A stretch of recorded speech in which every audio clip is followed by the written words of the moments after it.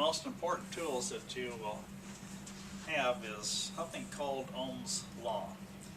Ohm's Law, although developed over probably at least 150 years ago, has been a particular concept that has remained constant just for a long time.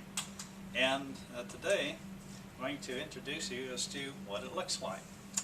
When we're talking about Ohm's Law, we're talking about how we can change the different variables of voltage, current, and resistance to find the other.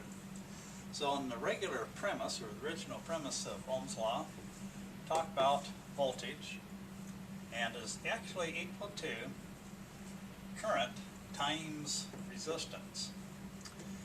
This is going to be in volts, the current is in amperes, and the resistance is going to be in ohms. So if we're looking at this particular arrangement, we also can rearrange the formula to indicate how we find current.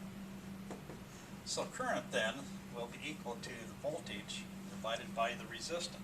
So now we have, instead of a direct relationship between the current and resistance to find voltage, we have an inverse relationship of how to find the current here with voltage and the resistance known.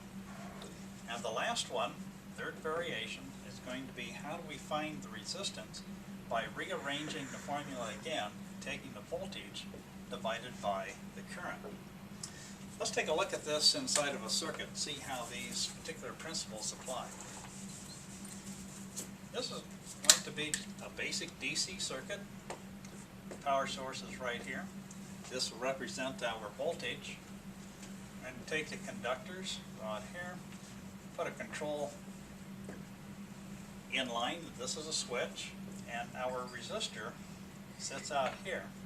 Remembering that we use this often to represent a lot of different types of loading, and in particular this resistor symbol works very well with just indicating just pure resistance or the total amount of circuit resistance. So that's what I'm going to use here.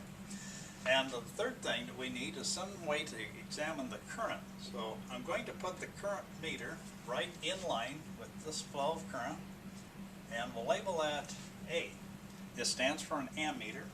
So if we're looking at the voltage, which is measured with a voltmeter, resistance, which is measured with an ohm meter, the current then is measured with an ammeter. I close the circuit, and in closing it, this makes a complete circuit now. The current then will flow from the minus terminal of the source. It's going to go around the circuit, through the load, through the switch, and back into the voltage source. So as we're looking into this, we can apply some values to these particular elements and take a look and see how we can derive the others. But we need to have at least two. In another session, we'll talk about how to derive those values separately. In this particular example then, using Ohm's Law, let's say that we want to find out what the resistance is, but we know what the voltage and the current. So I'm just going to use 10 volts.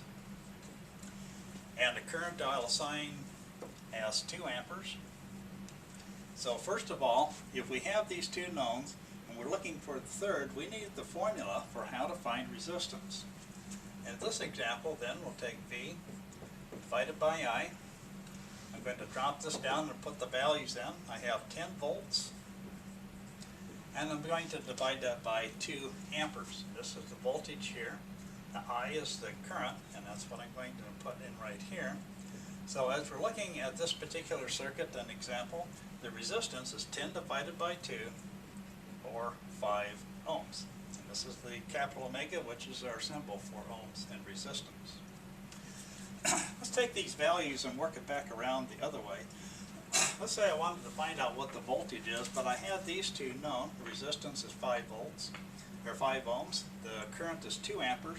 So let's take a look at the formula. We need to have V is equal to I times R.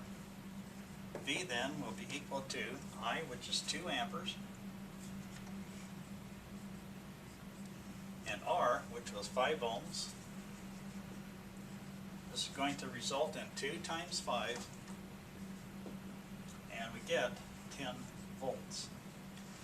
The units that we're using, which is current and ohms and voltage, are actually, the way we look at these is although they're directly measured and calculated units, They're actually scientifically derived for a lot of other types of principles and values that wind up being, for example, we want ampere ohms. They don't exactly cancel out, but they convert into our voltage by scientific methods. Let's take our third example then. We want to examine how do we find the current if we have these other two. This example then, we'll use the same exact circuit. We want to find our current. So I then is equal to V, voltage, over R, which is resistance. Plugging in the values. Now I'm going to take our, we had 10 volts here. And we're going to take our 10 volts divided by the resistance, which in this case was 5 ohms. Our current then will then be 10 divided by 5, which is 2 amperes. Let's change this around just a little bit more. Do another example.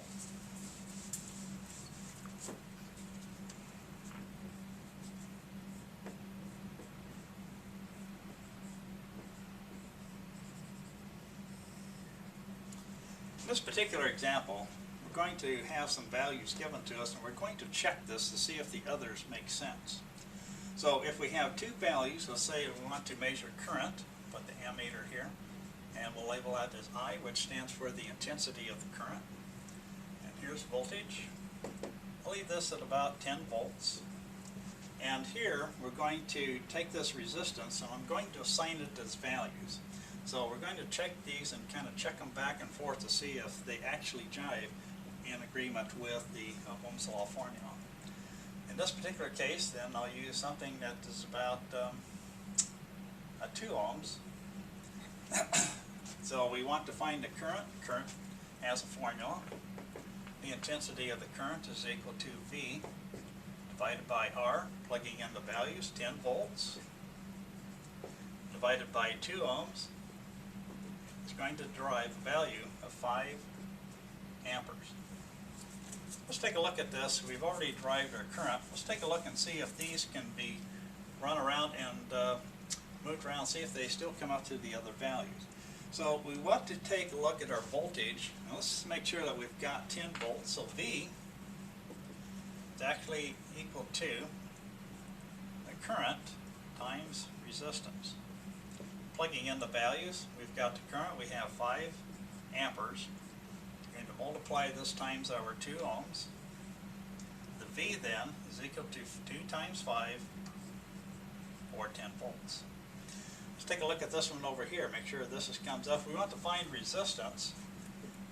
And remember, this is a way to check a lot of your calculations. Go back and make sure that if you've got 2 values, that the third one is the correct. Sometimes you'll find that maybe a decimal point got moved or something like that.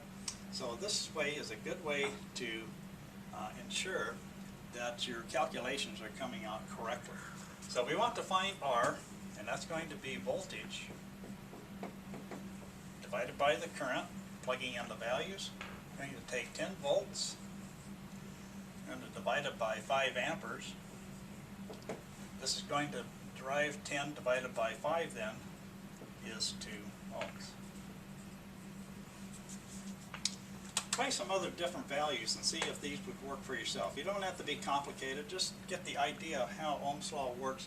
Just use simple numbers. 2, 3, and 6 is a good one to use. Something like that. Or I use 10, 5, and 2. It's just a good way to get used to taking Ohm's law and working it back and forth to see how well it works for you.